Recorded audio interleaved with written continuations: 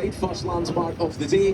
This very grand building is called the Palace of Westminster. That in a few minutes once we turn round, but for now let's give them a wave up at Tower Bridge.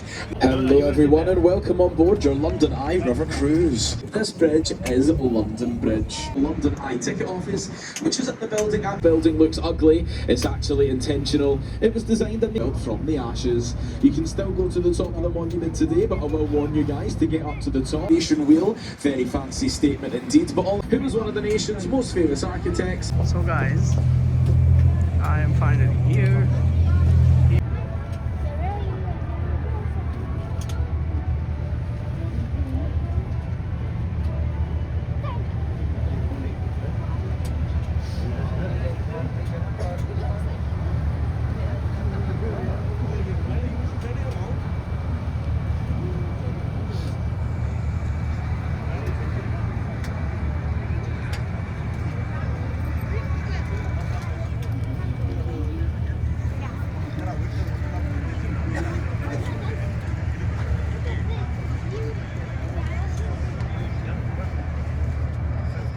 Silver Fleet.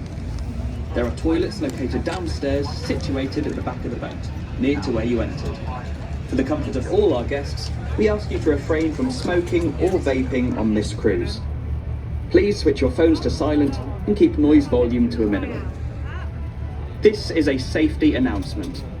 This boat is licensed to carry 249 passengers. We maintain constant contact with Thames Navigation and the River Police at all times.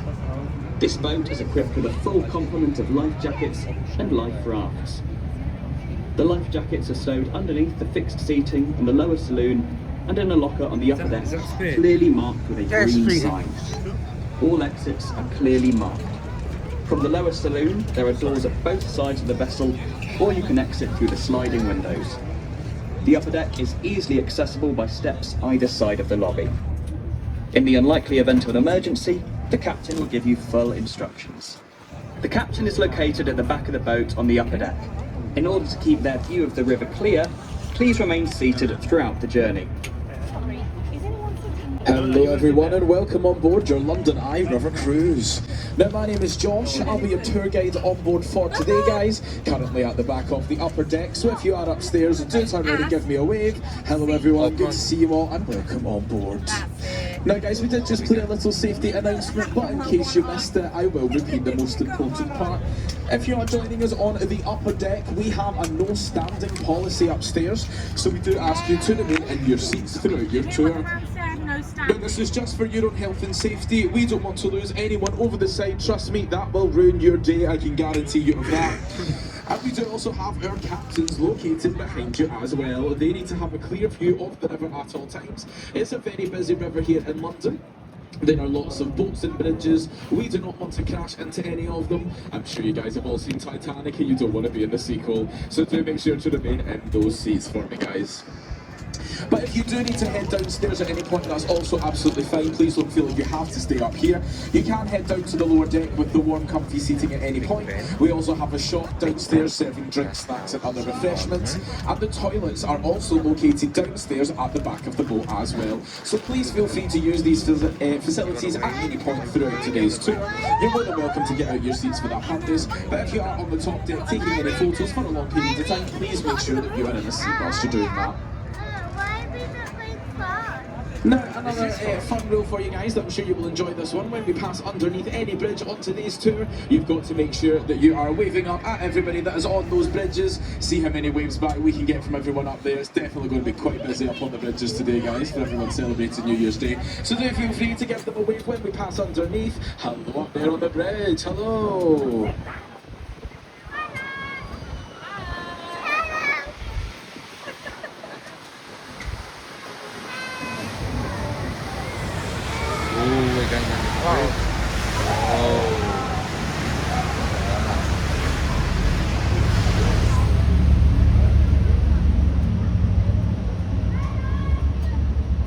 Now guys, on with your tour today then, on to your right hand side, first landmark of the day. This very grand building is called the Palace of Westminster, more commonly known as the Houses of Parliament here in Britain. It is the home of the British government, but it once was the home of the monarchy until the reign of King Henry VIII, when he moved into the Palace of Whitehall, and since then it has been used as the home of the government. Now, along the side you may notice two different coloured awnings, a bit of a colour coding system in the British Parliament. Those two different colours there, the green side and the red side, they represent the two different houses that make up the British Parliament.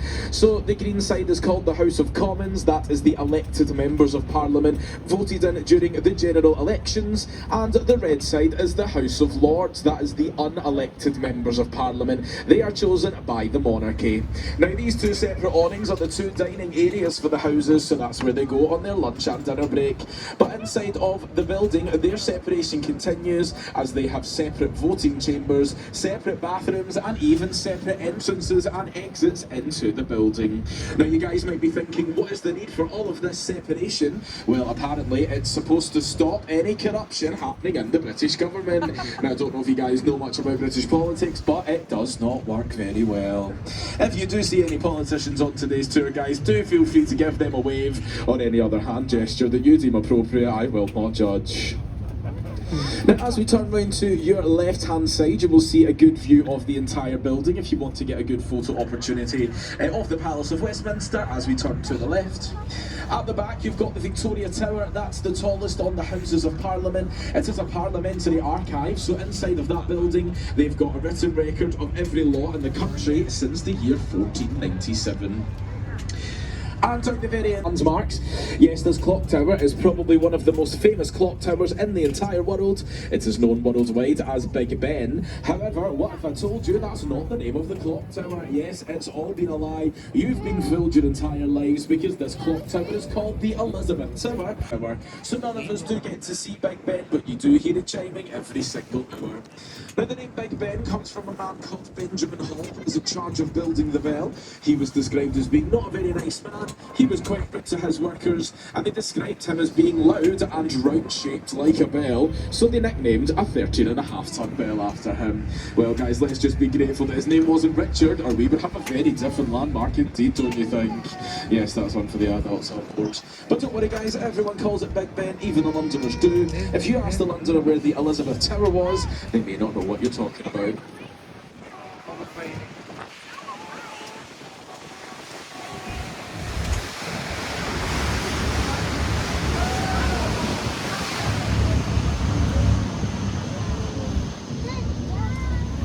And coming up to your right hand side, another iconic London landmark. Of course, this is the London Eye, the world's tallest cantilevered observation. This is the London Eye, the world's tallest cantilevered observation. It is an observation wheel, it's actually not a Ferris wheel.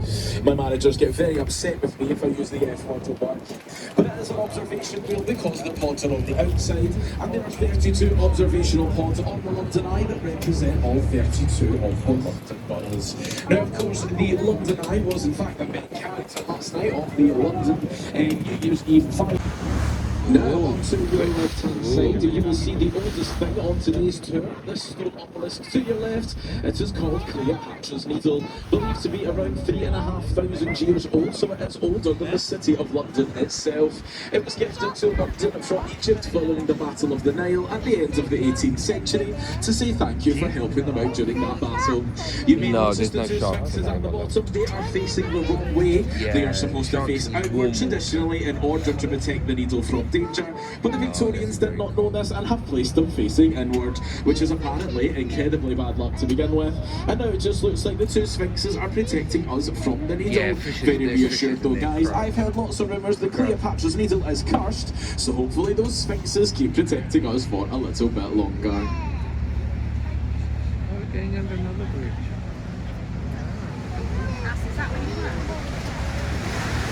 Old work, isn't it?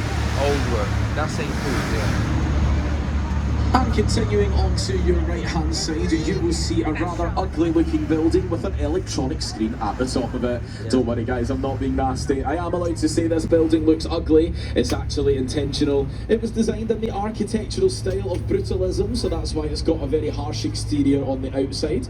But do not be fooled, this ugly building is not a car park, it's actually the Royal National Theatre. And on the inside it's got 3 very beautiful theatres that host a variety of shows throughout the year. Often they are new productions that start their life at the National, and if they are successful they will transfer to the theatres of London's West End, and even sometimes to Broadway in New York. But usually it's way cheaper to see a show at the National Theatre, so for any theatre fans on board, if you want to see some good shows in London but don't want to pay West End prices, definitely worth checking out what's on at the National, where you will often get tickets for a fraction of the price. And continuing on to your right hand side, you will see a red brick building with a small grey tower on top of it. If you look into the windows of that grey tower, you may notice that it spells out the word OXO. Do you see the letters in the windows there guys? OXO. That's because this red brick building is called the OXO Tower, once owned by the company OXO back in the 1930s. Now you may have heard of them before, famous in Britain for making stock cubes, like beef stock cubes, vegetable stock cubes and things like that. And when they opened this building in the 1930s, they were immediately taken to court, and that is because the River Thames that we are travelling on, it's actually a royal highway, so it's illegal to advertise your company here on the river. So having your company name displayed in the windows like that, well, that's breaking quite a few different laws. But do not worry guys, they hired a clever lawyer, and that lawyer simply said, "Your Honour, I promise, that is not our company name in the windows. We actually just ordered a random set of geometrically shaped windows that happen to spell out our company name." And you'll never believe it guys, the judge believed their story and they got away with it, so that is the only technical legal advertising that you will find here on the river. Now I don't know about you guys, but I've heard that the judge hasn't worked since that case. Now he became a bit of a laughing stock. Anyone get it? Stock cubes? No, it is a terrible joke guys, don't worry, you don't need to laugh at my jokes, they will get worse the further down the river, so good luck, you are in for a long journey indeed.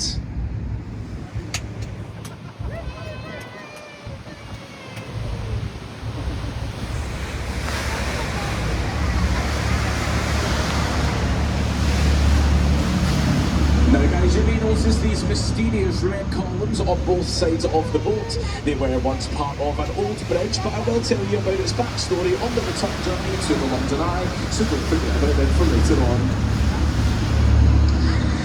Now guys, up to your left hand side you will see St Paul's Cathedral, one of the world's largest domed cathedrals, and it's the 5th version of St Paul's that we have had in London. The previous version famously burned down during the Great Fire of London of 1666, and this version that you can see today was designed by Sir Christopher Wren, who was one of the nation's most famous architects, and it was opened on Christmas Day in the year of 1711. You may notice that there are no tall buildings that surround St Paul's. That is due to a law here in London that states that St Paul's Cathedral must be observable from 8 key points around the city.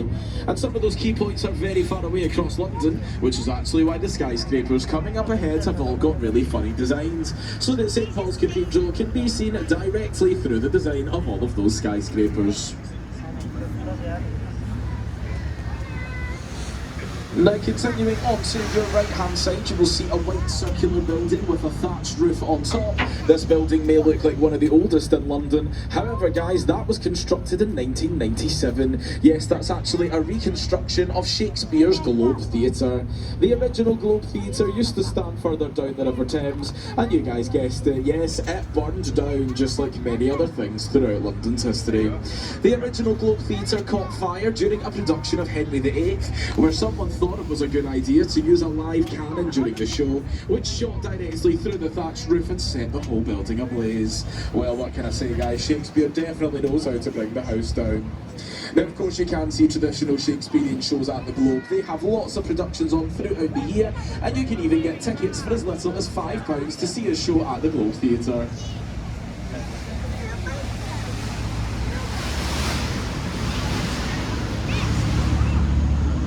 And onto your right hand side, tucked away in the corner, you will find the Anchor pub, believed to be one of the oldest riverside pubs in the city. There's actually been a pub on that site for at least 700 years, so many famous people have drank there, including Shakespeare himself, the writer Charles Dickens, and a man called Samuel Pepys, who allegedly witnessed the Great Fire of London happening from that very pub.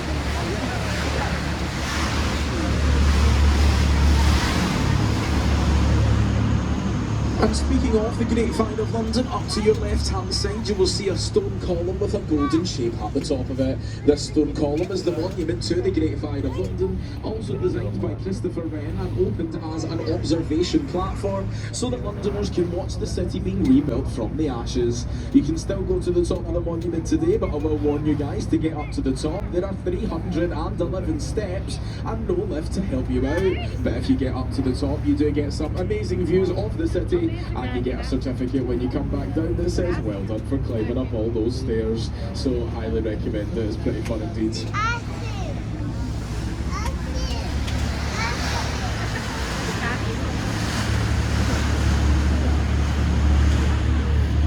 Now guys, we are fast approaching one of the highlights of today's tour. Yes, coming up ahead in the distance, I'm sure you can see one of the most famous and photographed bridges in the entire world. Yes, you know it, you love it. It is the amazing, the magnificent, and the world famous London Bridge, which is actually directly behind you. Yes, I fooled you there guys. London Bridge is the boarding bridge that we just passed underneath. Probably not what you're expecting.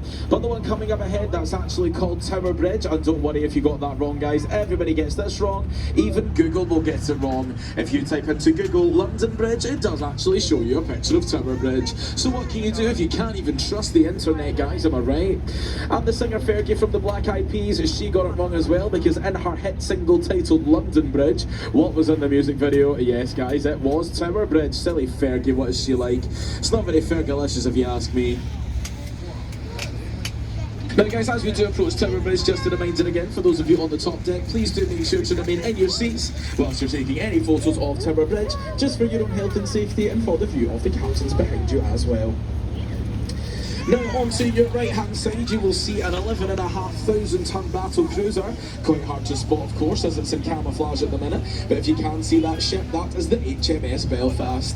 The Belfast played a vital role during the Second World War when it sunk Hitler's favourite warship called the Scharnhorst, and then it fired some of the first shots of the Normandy D-Day landings. The ship then went into retirement following the Second World War, when it was set to be scrapped by the government, until the Imperial War Museum purchased that battle cruiser for a bargain of £1. That's right guys, for the price of 3.5 medals, that entire battle cruiser could have been yours. But now it remains here permanently on the banks of the Thames as a floating naval museum. And onto your left hand side you will see the Tower of London, a very notorious structure in London's history. It was first constructed in the year 1066 by William the Conqueror, and since then it's been used for lots of purposes, including as a palace, a zoo, a royal mint and an observatory, but it got a nasty reputation for imprisonment, torture and execution. But I'll tell you about that in a few minutes once we turn round, but for now let's give them a wave up at Tower Bridge. There is an old London legend that says if we get a wave from the bridge, then everyone on board will get 5 years good luck, so let's give them a wave up there guys. Hello on the bridge. Excellent work guys, quite a few waves up there, so I think we've all got some good luck now. What a way to start 2026, hopefully we keep that good luck. So all their loved ones would be on Tower Bridge waving them goodbye in the hopes that in 5 years time, once their journey's ended, that they'd return to London and everybody would be there to welcome them back again. But now guys, onto your left hand side for the best photo opportunity of your tour. You can now see Tower Bridge and the whole city behind it. So do make sure to get your phones, cameras, social media apps out at the ready. Have a look to your left and get that amazing picture. Yeah.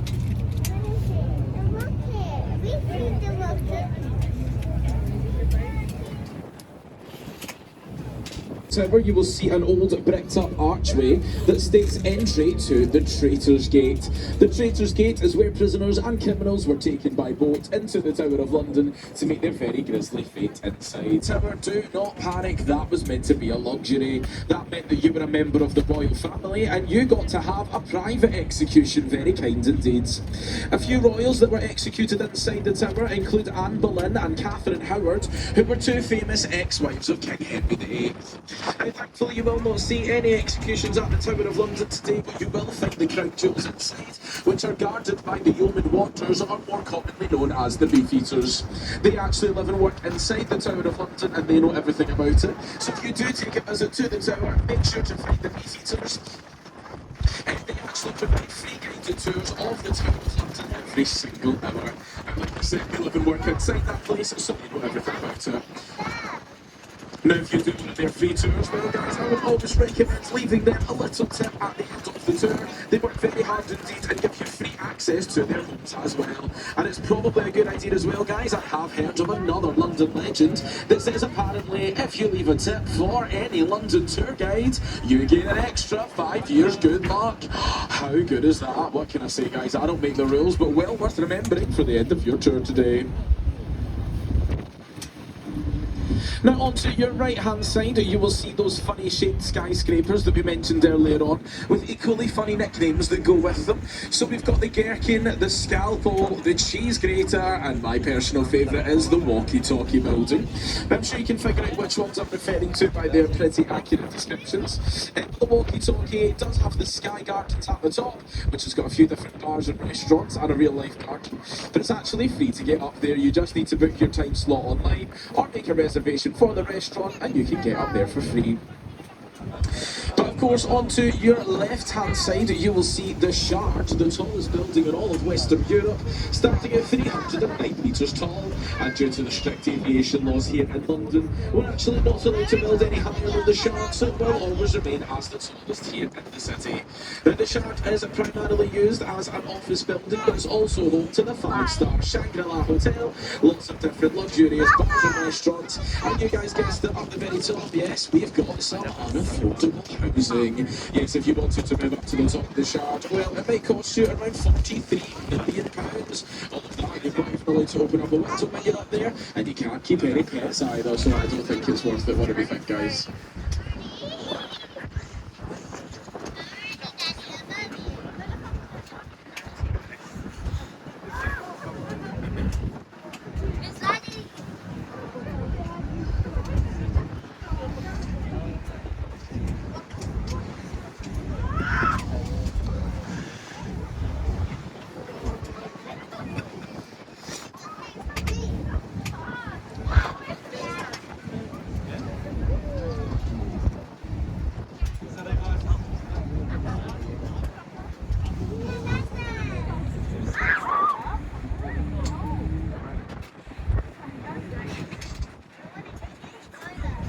You will see that it says London Bridge written into the stone, so I promise you guys, I haven't lied to you, this bridge is London Bridge. It does have its own long and notorious history. It's been here for almost 2,000 years. Of course, not the bridge that's here today, of course, that's not lasted quite as long, but I will tell you more about London Bridge's history once we pass on to the other side. But do make sure to look on the sides just now, guys, and you'll see that it says London Bridge written there.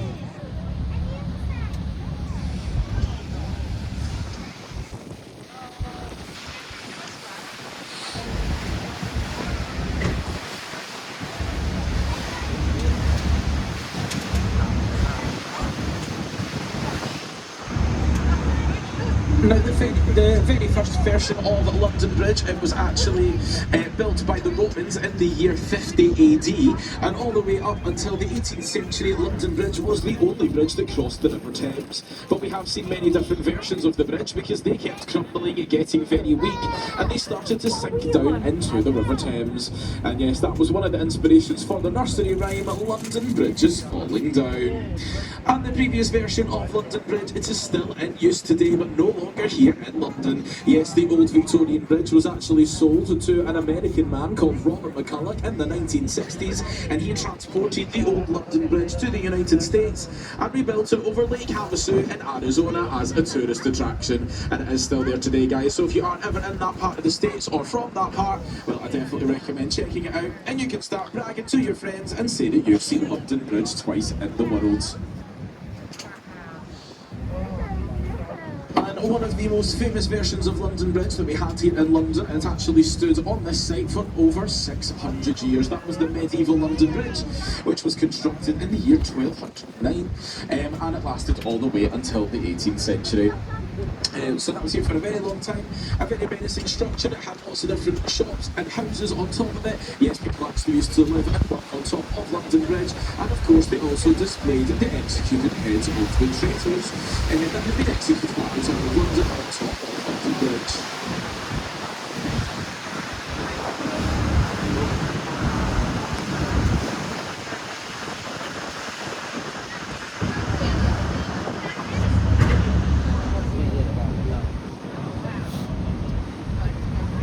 This bridge coming up ahead, guys, this is called Southwark Bridge, but it does get the nickname of the loneliest bridge in London. Aww. That's because it sees the least foot traffic of any bridge here in the city, as it connects nothing of interest on the left-hand side to nothing of interest on the right-hand side. Yes, even Google Maps will tell you to avoid the bridge, so any poor souls that are up there today are definitely lost and confused. And if you do get a wave back from anyone on this bridge, well, guys, that may just be a cry for help.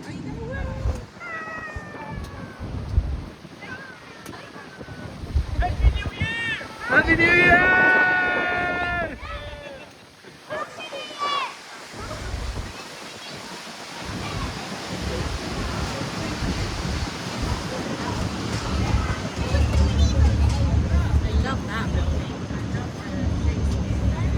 Now guys, on to your left-hand side, you will see a large brown building with the chimney in the centre. That building used to be the Bankside Power Station until it was closed in the 1980s. But in the year 2000, it was actually transformed into the Tate Modern Art Gallery, which has become the world's largest collection of international modern art. It's entirely free to enter the Tate Modern. A lot of galleries and museums in London are free entry, so definitely recommend checking one out whilst you're here in the city, especially the Tate Modern if you're interested in any sort of modern art. They have some pretty cool and interesting and some pretty wacky exhibitions in there as well. Now, do we remember back at the beginning of the tour when I told you about the London Eye and how its design was entered into a competition when it lost to another landmark? Well, I know that you want to find out what is the landmark that beat the London Eye. Well, I can reveal it now, guys. It's actually the bridge that we are about to pass underneath. Yes, this bridge in front of us, it beat the London Eye, coming in first place. Opened in the year 2000 as the Millennium Bridge.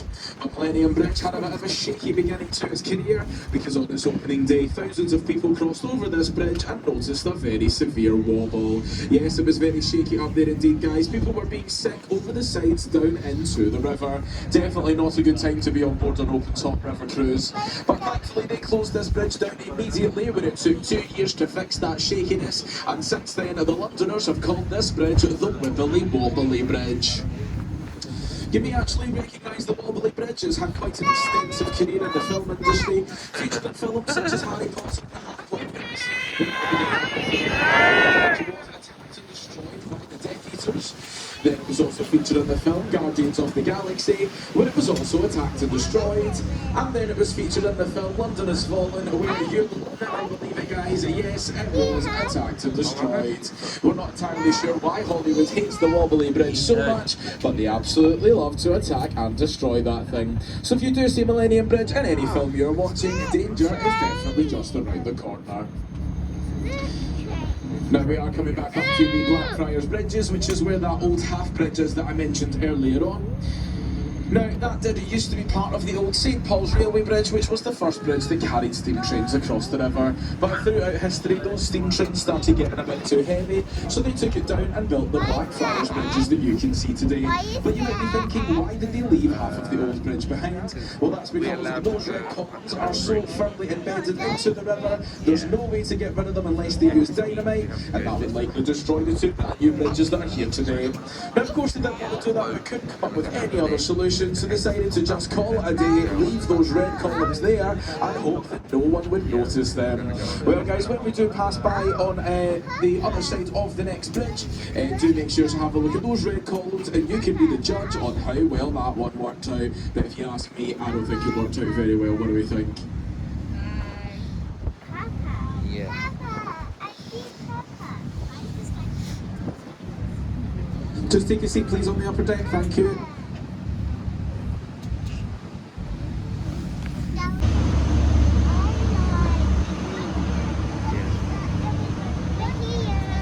Yeah, we're going over this one.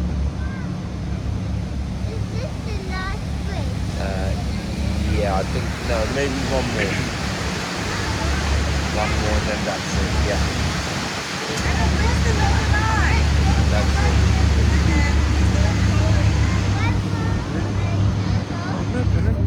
Did he go? Now guys, onto your left hand side you will see one of the newest additions to the London skyline, the shiny and curvy skyscraper. Its official name is number 1 Blackfriars, but due to its rather unusually curvy shape, it has attracted a few suggested and silly nicknames. You've probably realised by now on the tour that the Londoners do love to nickname things in the city, and this curvy building is no exception. So some of the nicknames chosen for this building include the Boomerang, the Baby Pump, the Cocktail Shaker, and of course the Kim Kardashian. And I'm sure you might be able to figure out why due to the shape of the building, so I'll say no more on that one guys, I will leave that to your imagination.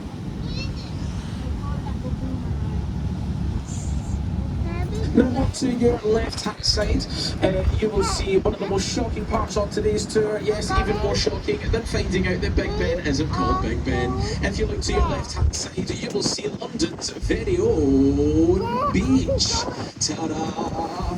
Yeah, it's not very impressive at all guys, but it is all the Londoners records, so do be nice to them and let them have it.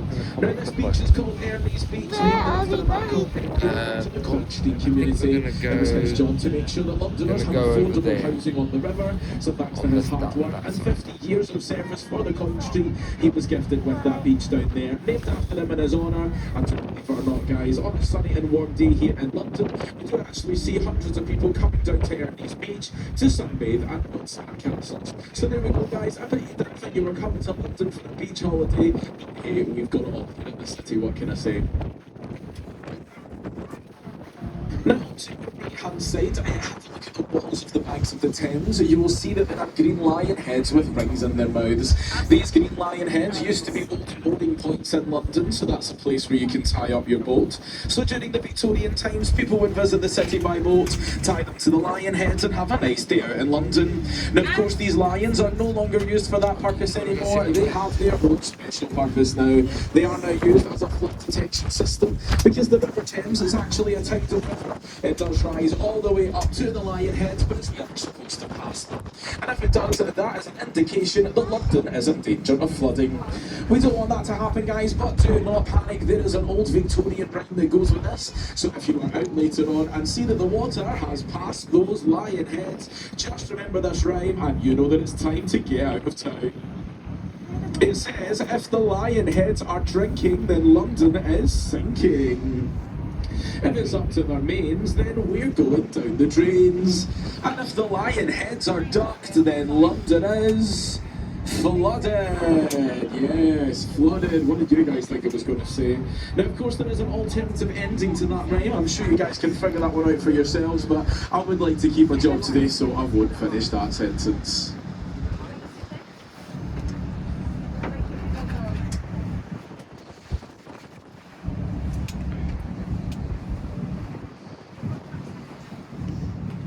And onto your right hand side you will see a large building with a green dome at the top. This is Somerset House, which used to be the record keeping office in London for all the births, deaths and marriages that occurred in the city. So it did get the nickname of the Hatcham, Matcham and Dispatcham building.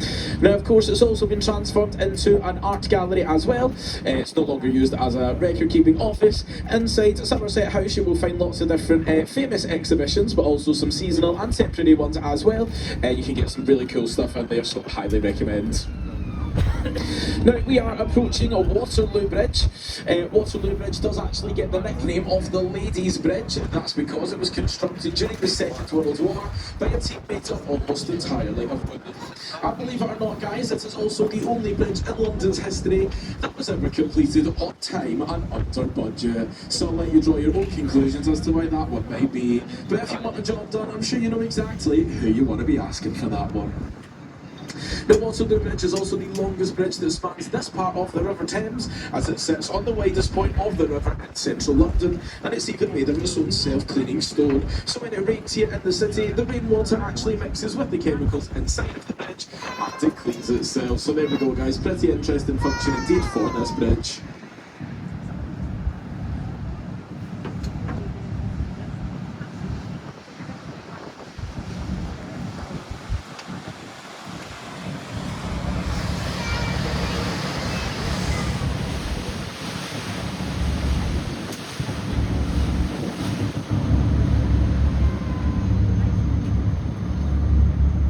Now onto your right hand side you will see a square building with a green tiled roof at the top. This building is the Savoy Hotel, London's first purpose-built luxury hotel.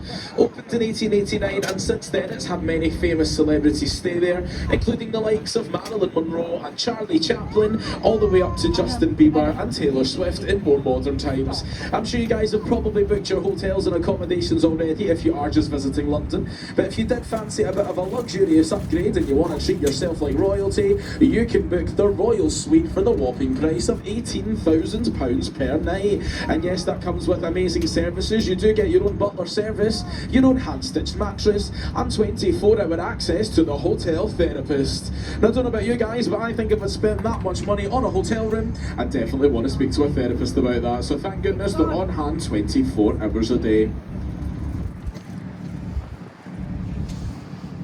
Now we are approaching the Hungerford Railway Bridge and the two Golden Jubilee footbridges that are on both sides. The Hungerford Railway Bridge connects into Charing Cross Station, which is over on your right hand side, and that is the official centre of London. So anytime you see a distance to London, it's actually to this exact point on the right hand side.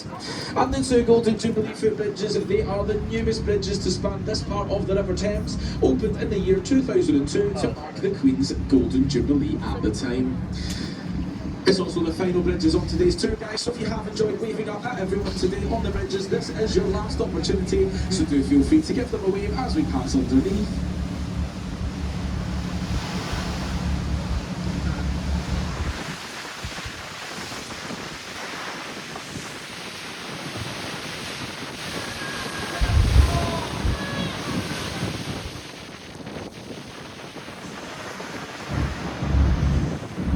Now guys, we are entering the final part of today's tour, so just to let you know that the toilets on board the boat are now closed for cleaning. If you need to use any toilets after the tour today, please use the free toilets that are inside of the London Eye Ticket office, which is at the building and the way out either. And please do remain in your seats as well, guys, for now, both upstairs and downstairs. Don't head to the exits just yet. It does take us a few more minutes to get back over to the pier and get the boat safely to that you are eligible for bargain hunting with Josh on board your River Cruise. Now we are just heading back over to the pier now, guys. It will be just another few more minutes until it's safe to make your way down. But I just wanted to take this time to say a massive thank you for joining us on board the London Eye River Cruise this afternoon. I hope you guys have enjoyed yourself, hopefully learned a few fun facts or two, and maybe laughed at some of my terrible jokes. If you have enjoyed yourself today, guys, we would love to ask a little favour. Please do leave us a review online on TripAdvisor. As you exit from the boat, there is a